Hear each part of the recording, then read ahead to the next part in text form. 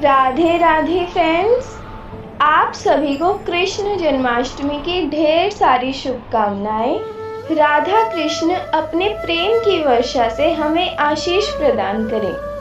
Friends, आज की ये वीडियो मैंने बहुत मेहनत से बनाई है और मैं ये आपके साथ शेयर करने के लिए बहुत एक्साइटेड हूँ। प्लीज़ वीडियो को एंड तक वॉच करिएगा। अगर आप इस चैनल पर नए हैं तो चैनल को सब्सक्राइब करके बेल आइकन को प्रेस कर दीजिए ताकि न्यू वीडियोस की नोटिफिकेशंस आपको मिलती रहे। कृष्ण लीलाओं की कोई सीमा नहीं है। उन असीमित लीलाओं में से कुछ दिलचस्प लीलाएं इस वीडियो में हम आपके लिए लेकर आए हैं। आज के दिन विष्णु भगवान कृष्ण अवतार में पृथ्वी पर अवतरित हुए थे। कृष्ण भगवान का जन्म कारागार में माता देवकी की गर्भ से हुआ था। कृष्ण जी के जन्म लेते ही कारागार के सभी द्वार अपने आप खुल गए। सभी सिपाही बेहोश हो गए। देवकी वासुदेव की बेड़ियां टूट गई। तब वासुदेव जी कान्हा को साथ लेकर कारागार से निकलकर यमुना नदी को पार करते हुए मथुरा से गोकुल में अपने मित्र नंद के घर गए। उसी दिन नंद यशोदा के घर एक पुत्री ने जन्म लिया था। जैसे ही वासुदेव नंद भवन पहुँचे तभी आकाशवाणी हुई, इस बालक को यशोदा के पास सुला दो। उसकी पुत्री को अपने साथ लेकर कारागार लौट जाओ। उस वक्त काल चक्र रुक गया था एवं किसी को यह नहीं पता था यशोदा माँ के घर कन्या ने जन्म लिया है। वासुदेव जी ने आकाशवाणी के अनुसार कृष्ण जी को यशोदा के पास सुला दिया एवं उस कन्या को अपने साथ ले आए।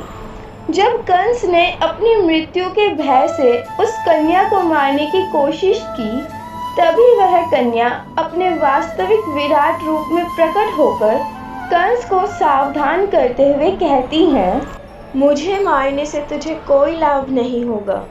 तुझे मारने वाला देवकी का 8वां पुत्र जन्म ले चुका है और वो सुरक्षित है। इस घटना के पश्चात मथुरा में कंस प्रतिदिन अपनी मृत्यु के भय से जूझता हुआ दुष्कर्म करके अपने पापों का घड़ा भरता जाता है।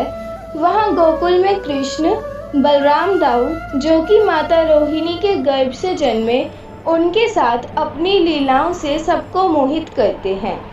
एक बार यशोदा माँ कन्हैया को बाल्यावस्था में अपने साथ यमुना तट पर ले जाती हैं। वहाँ वे अपने लल्ला को तट के किनारे बिठाकर अपनी सखियों के साथ स्नान करने जाती हैं। तब पहली बार कन्हैया धरती माँ को अपने चरणों से स्पर्श करते हैं। धरती माँ अपनी प्रसन्नता जाहिर करते हुए कान्हा को भेंट के रूप में माटी देती हैं। श्री कृष्ण माटी खाकर धरती माँ की भेंट स्वीकार करते हैं। तब यशोदा माँ की सखियाँ उन्हें बताती हैं कान्हा ने माटी खा ली। तब वो कन्हैया को डांटते हुए मुंह खोलने को कहती हैं और जैसे ही नंदलाल अपना मुंह खोलते हैं तब एक अलौकिक, अविस्मरणीय, आश्चर्यचकित कर देने वाला दृश्य यशोदा माँ को देखने के लिए मिलता है। नंदलाल अपने मुख में अपनी माँ को पूरा ब्रह्मांड, पृथ्वी, आकाश, समुद्र, पाताल, नवग्रह सब कुछ दिखा देते हैं। यह दृश्य दिखाने के पश्चात कान्हा यशोदा माँ को अपनी माया के पर्दे से इस दृश्य के बारे में भुला देते हैं। ऐसी ही अनेक लीलाएं दिखाकर श्री कृष्ण गोकुल वासियों की रक्षा करते हैं। फिर जब प्रकृति को प्रेम से सम्मोहित करने का समय आया तब कान्हा ने बांसुरी बजाकर अपनी राधा को बुलाया। एक बार राधा रानी अपने कृष्ण से बांसुरी के विषय में बात करते हुए कहती हैं, बांसुरी के सुरों में ऐसा क्या असाधारण है जिसके कारण मैं अपनी सुध बुध गवाकर तुम्हारी ओर दौड़ी चली आती हूँ। तब कृष्ण मुस्कुराते हुए कहते हैं, यह बांसुरी हम दोनों के मध्य प्रेम सेतु है। इसके कारण तुम इसकी धुन सुनकर मेरी ओर खींची चली आती हो। बांसुरी के 7 सुर समस्त ब्रह्मांड के किसी न किसी भाग से ही उत्पन्न हुए हैं। इंद्रधनुष के 7 रंग, 7 महासागर, सप्तऋषि इस बांसुरी से निकले 7 सुरों का ही रूप है। इस प्रकार राधा कृष्ण बांसुरी के विषय में बातें करते हैं।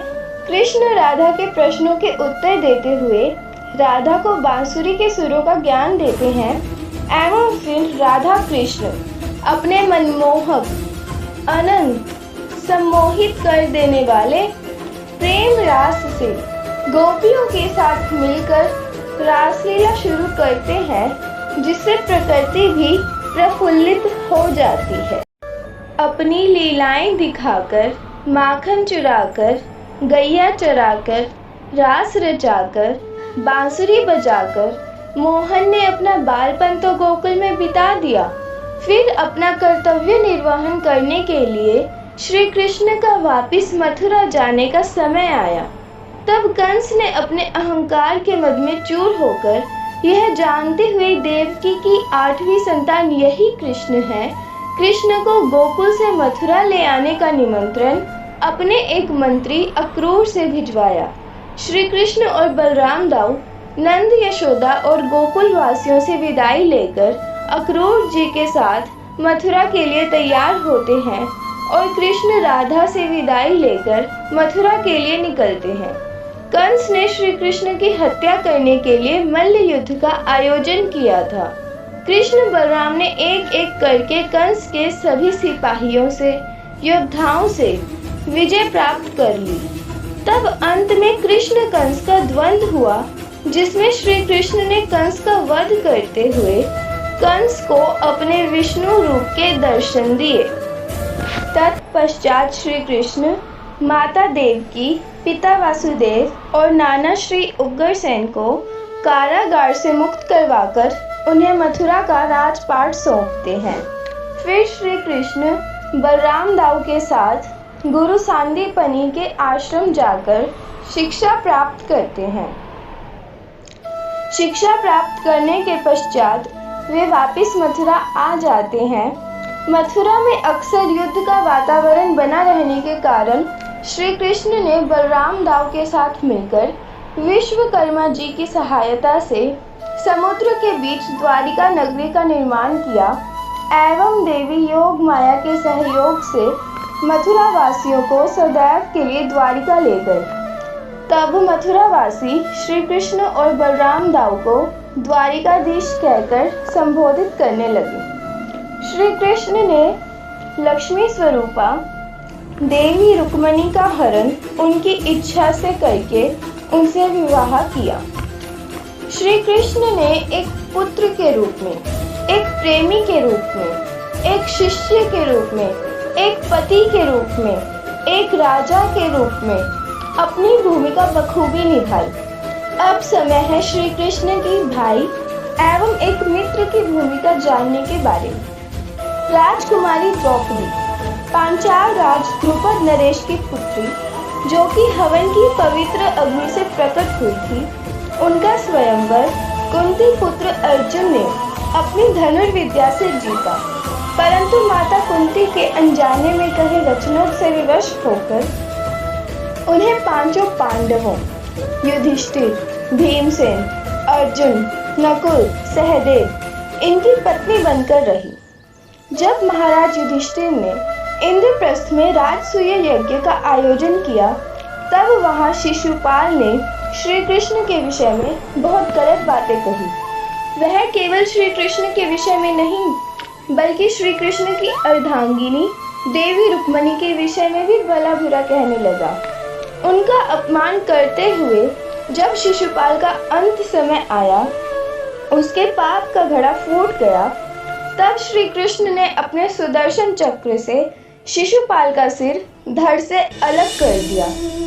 तब केशव के हाथ की उंगली से खून बहने लगा यह देखकर द्रौपदी ने तुरंत अपनी साड़ी से थोड़ा सा चीर फाड़कर केशव की उंगली पर बांध दिया। तब उन्होंने द्रौपदी को वचन दिया, समय आने पर इस कपड़े के एक एक धागे का ऋण मैं उतार दूंगा। जब दुर्योधन ने हस्तिनापुर में द्यूत क्रीड़ा का प्रबंध किया, उसने वहां पांडवों को बुलाया। दुर्योधन के मामा शकुनी ने द्यूत में छल करके युधिष्ठिर का सारा राजपाट, धन, संपत्ति, दौलत, ऐश्वर्य सब छीन लिया। यहाँ तक कि जुए के मद में चूर होकर युधिष्ठिर ने अपने भाइयों को भी दांव पर लगा दिया और वो दुर्योधन के दास बन गए। युधिष्ठिर स्वयं भी दुर्योधन का दास बन चुका था। उसके बाद उसने दुर्योधन की बातों में आकर अपनी पत्नी द्रौपदी तक को अपने भाइयों से पूछे बिना दांव पर लगा दिया एवं हार गया। उसके बाद दुष्ट दुर्योधन ने अपने भाई दुशासन को द्रौपदी को बालों से घसीटकर द्यूत सभा में लाने का आदेश दिया। द्रौपदी को उसकी इच्छा के विरुद्ध बलपूर्वक द्यूत सभा में लाया गया। राज परिवार के सभी परिजनों, भीष्म पितामह, गुरु द्रोण, महामंत्री विदुर, हस्तिनापुर नरेश धृतराष्ट्र के समक्ष उसका घोर अपमान किया गया, लेकिन किसी ने अपनी विवशताओं के कारण कुछ न किया। दुर्योधन ने अपनी निचली स्तरता तक गिरकर उस पवित्र सती नारी का वस्त्र हरण करने का आदेश अपने भाई दुशासन को भरी सभा में दिया, परंतु ना किसी पांडव ने ना किसी और ने द्रौपदी की सहायता की। तब द्रौपदी अपने भाई, अपने मित्र गोविंद को याद करते हुए उनसे सहायता की गुहार लगाती हैं, उन्हें पुकारती हैं। द्रौपदी की करुणा भरी पुकार सुनकर गोविंद अदृश्य रूप से प्रकट होकर द्रौपदी की रक्षा करते हैं। द्रौपदी का चीर बढ़ाते जाते हैं। दुशासन द्रौपदी की साड़ी खींचता जाता है।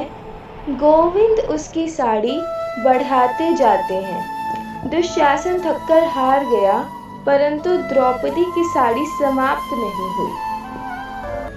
गोविंद ने भरी सभा में द्रौपदी को निर्वस्त्र होने से बचा लिया। ऐसा करके उन्होंने केवल द्रौपदी की नहीं, समस्त नारी जाति की लाज बचाई।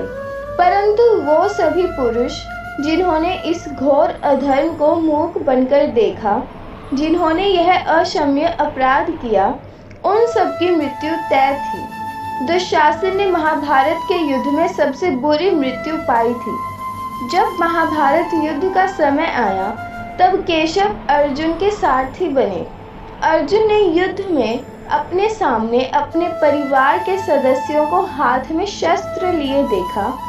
उस समय अर्जुन के हृदय में मोह से उत्पन्न हुई पीड़ा के कारण अर्जुन का युद्ध करने का निर्णय डगमगाने लगा। उसने अपनी मनोस्थिति केशव को सुनाई।